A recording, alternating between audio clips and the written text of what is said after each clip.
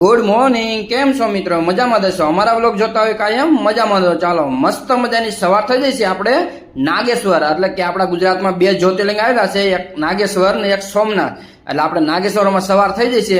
ચાલો હર હર મહાદેવ બધાને. નાગેશ્વર કે નાગનાથ શંકરના 12 જ્યોતિર્લિંગ પૈકીનું એક છે, જેનો ઉલ્લેખ શિવ પુરાણ અન્ય હિન્દુ શાસ્ત્રોમાં.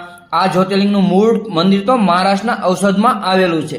ગુજરાતના દ્વારકાની સીમમાં આવેલા એક મંદિરનો દાવો 1980ના દાયકા બાદ કરવામાં આવ્યો રહ્યો હતો.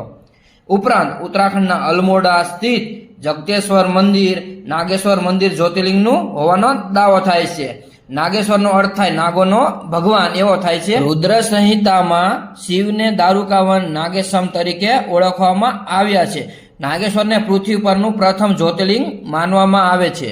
શિવ પુરાણ અનુસાર નાગેશ્વર દારૂકાવન એક પૌરાણિક જંગલનું નામમાં આવેલું છે. અન્ય પ્રાચીન ગ્રંથો જેવા કે કામ્યવન, દૈતવન, દંડકવન આદિમાં દારૂકાવનનો ઉલ્લેખ જોવા મળે છે.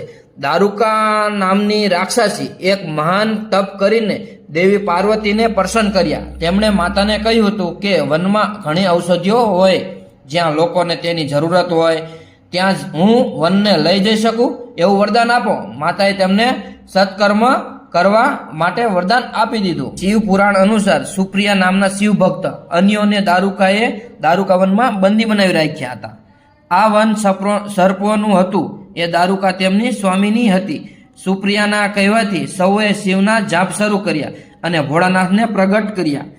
તેમણે રાક્ષસોનો નાશ કર્યો. ત્યાં જ્યોતિર્લિંગ તરીકે રહેવા લાગ્યા. હર હર મહાદેવ. નાગેશ્વર જ્યોતિર્લિંગ મંદિર નાગનાથ મહારાષ્ટ્રમાં પણ આવેલું છે. નાગેશ્વર મંદિર ગુજરાતમાં પણ છે. જગતેશ્વર મંદિર ઉત્તરાખંડમાં આવેલું છે. આવા ત્રણ મંદિર ઘણી જગ્યાએ છે.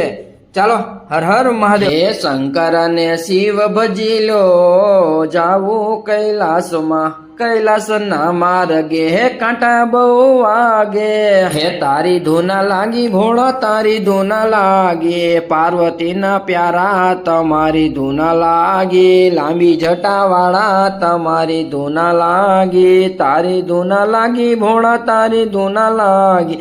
ડાક ડમરો વાળા તમારી ધૂના લાગી. તારી ધૂના લાગી ભોળા તારી ધૂના લાગી. ચાલો આનો ફૂલ વિડીયો અમારી યુટ્યુબ ચેનલ ઉપર મૂકી ગયો છે. જો લોંગ વિડીયો તમારે જોવો હોય તો આ યુટ્યુબ ચેનલ ઉપર મૂકી ગયો છે. ચાલો હવે આવું નવું લાવતા રહીશું. ચાલો મળશું નવા વિડીયોમાં. ત્યાં સુધી અમારા વિડીયોને લાઈક કરો, શેર કરો અને સબસ્ક્રાઈબ કરી નાખો. ચાલો જય માતાજી, જય શ્રી કૃષ્ણ, હર હર મહાદેવ, જય ભોળાનાથ.